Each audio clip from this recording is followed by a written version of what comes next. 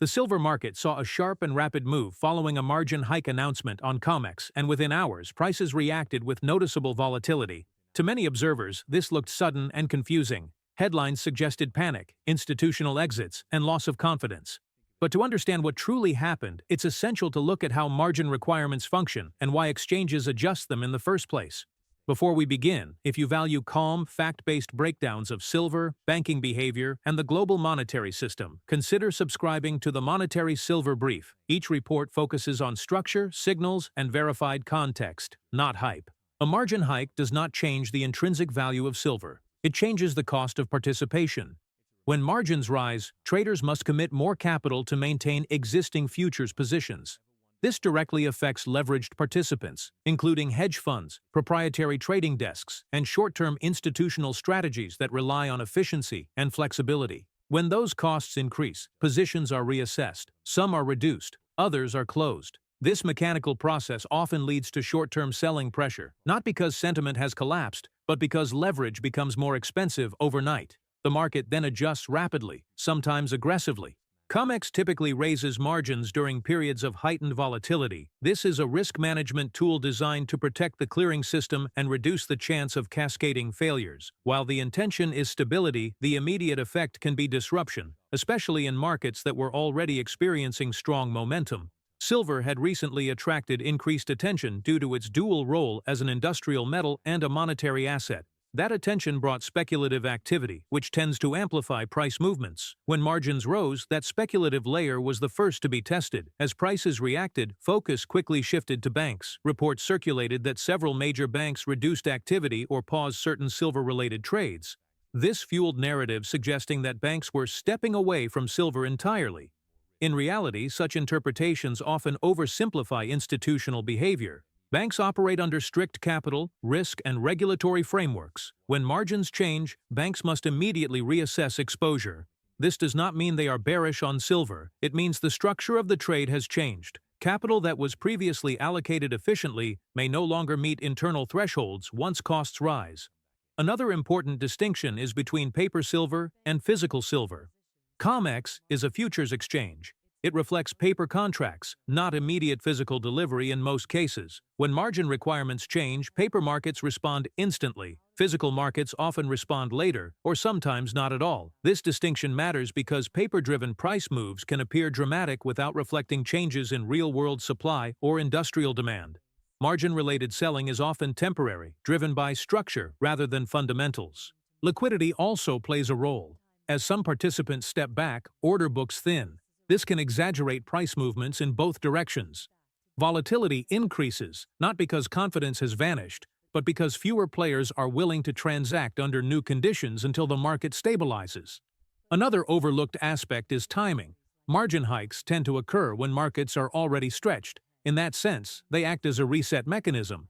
Excess leverage is reduced, speculative positioning is trimmed, and price discovery slows down. This is why margin-driven moves should be interpreted cautiously. They tell us more about leverage and risk controls than about silver's long-term role in the monetary system. History shows that many sharp silver pullbacks following margin hikes were followed by periods of consolidation rather than collapse. The key takeaway from this initial phase is clarity. What happened on Comex was a structural adjustment, not a verdict on silver itself. Banks responded as institutions always do, by reassessing cost, risk, and exposure in response to new conditions. As the market absorbs these changes, attention shifts from reaction to observation. The next phase is not about speed, but about signals, and that is where institutional behavior becomes more informative. To understand why banks react quickly when Comex raises margin requirements, it's important to look at how institutional trading differs from retail participation. Banks do not approach silver as a single directional bet. Instead, silver exposure is one component within a much larger balance sheet that includes currencies, rates, equities, and other commodities. Every position must justify its cost, risk, and capital usage. When margins rise, the cost of holding futures positions increases immediately. For banks, this affects return efficiency. A trade that previously met internal performance targets may no longer do so once additional capital is required. In such cases, exposure is reduced or restructured, not because the outlook has changed, but because the economics of the position have. Risk management plays a central role here. Banks operate under daily risk limits and stress testing frameworks. Sudden volatility in silver triggers automatic reviews. Risk committees assess whether current positions align with updated market conditions. These reviews often lead to conservative decisions, especially in the short term. Another factor is regulatory oversight. Commodity trading by banks is subject to scrutiny, particularly in markets linked to monetary and industrial importance.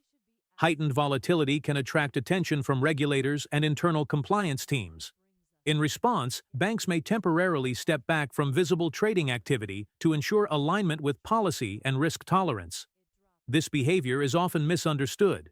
Reduced activity is interpreted as loss of confidence, when in reality it is a pause for recalibration.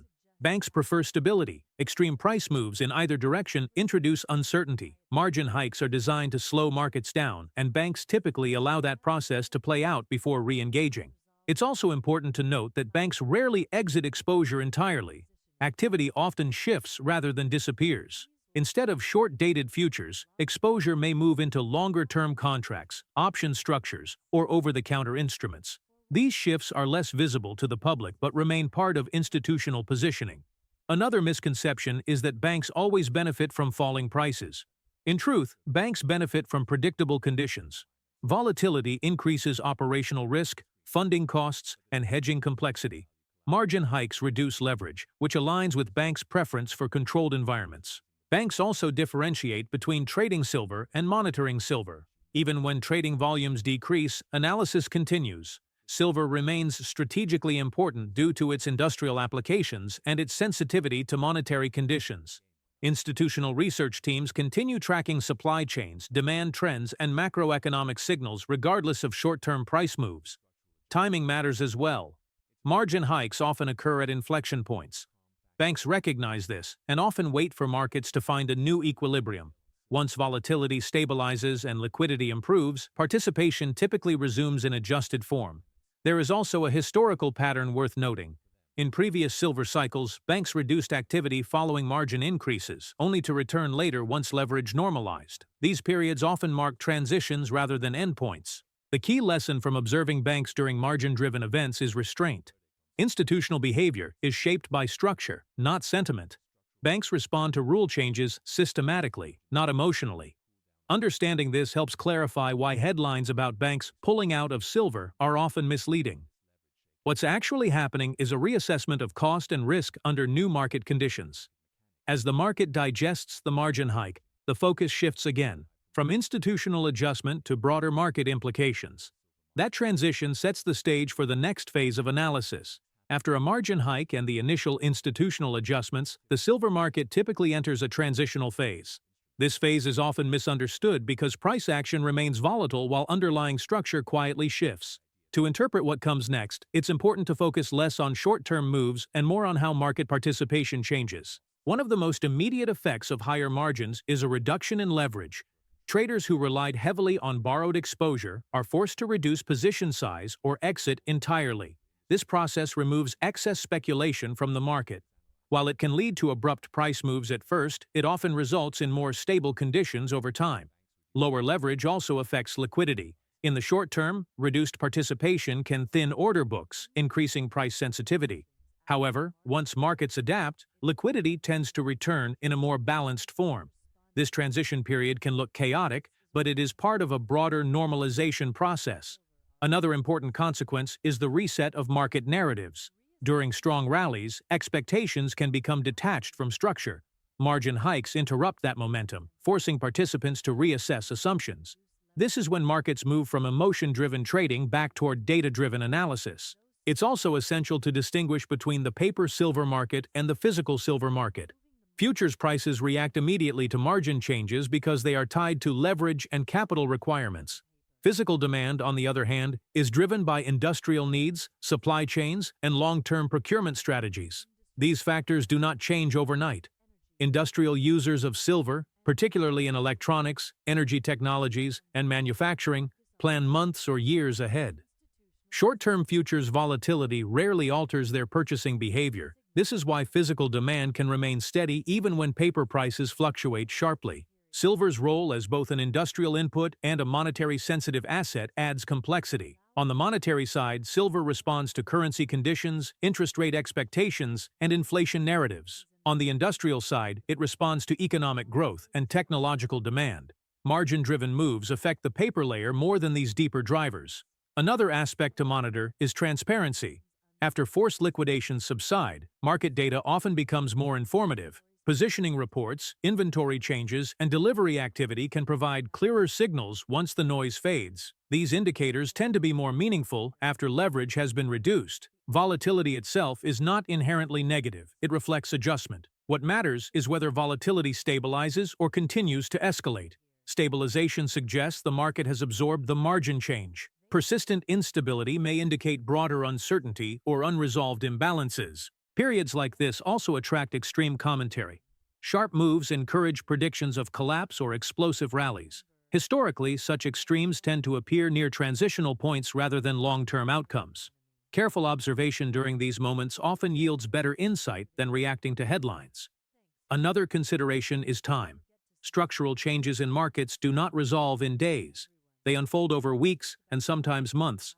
The silver market's response to higher margins will likely follow this pattern, moving through phases of consolidation before revealing clearer direction. The broader implication is that silver has not been rejected by the market. Instead, it has been slowed. The removal of excess leverage allows underlying forces to reassert themselves more gradually. Understanding this context helps frame what comes next. Rather than asking whether silver has failed, a more useful question is how the market adapts under new conditions. That leads directly to the final area of focus. What signals matter most as the adjustment phase continues? As the silver market moves beyond the immediate reaction to the margin hike, the focus shifts from volatility to observation.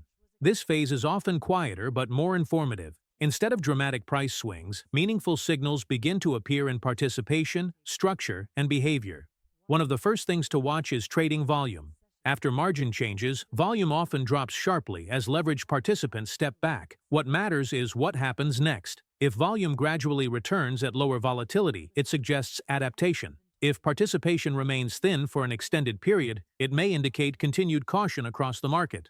Another important indicator is price behavior during calm sessions. How silver trades when news flow is minimal can reveal underlying strength or weakness. Stable ranges, even at lower levels, often signal balance rather than breakdown. Erratic movement during quiet periods, on the other hand, can point to unresolved structural tension. Institutional positioning data also becomes more valuable after the initial adjustment. Reports that track futures exposure, hedging activity, and inventory movement tend to stabilize once forced repositioning ends.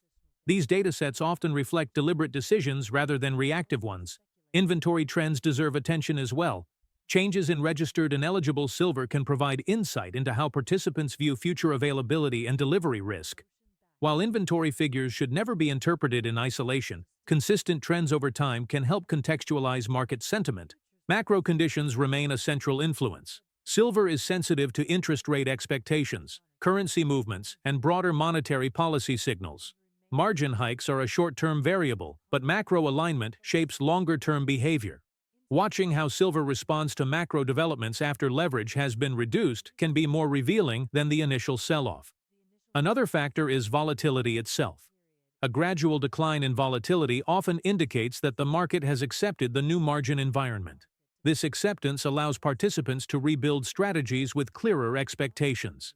Persistently high volatility, however, may suggest that uncertainty remains unresolved. It is also worth observing how narratives evolve.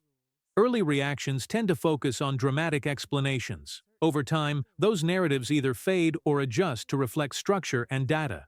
When commentary becomes more measured, it often coincides with market stabilization. Patience plays a role here. Structural shifts do not announce themselves clearly. They reveal themselves through consistency. This is why short-term interpretation should give way to medium-term observation once the initial shock has passed. Another point often overlooked is that margin hikes do not exist in isolation. They interact with broader financial conditions. Liquidity availability, funding costs, and risk appetite across markets all influence how silver adjusts. Viewing silver within this wider context reduces the risk of misinterpretation.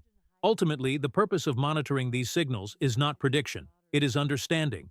Markets communicate through behavior, not headlines.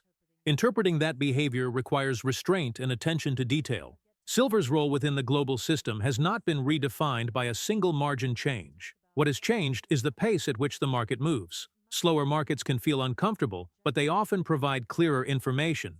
As the adjustment phase continues, clarity tends to replace noise. Observing that transition carefully offers more insight than reacting to initial volatility. That is the value of stepping back and focusing on structure, especially in complex markets like silver.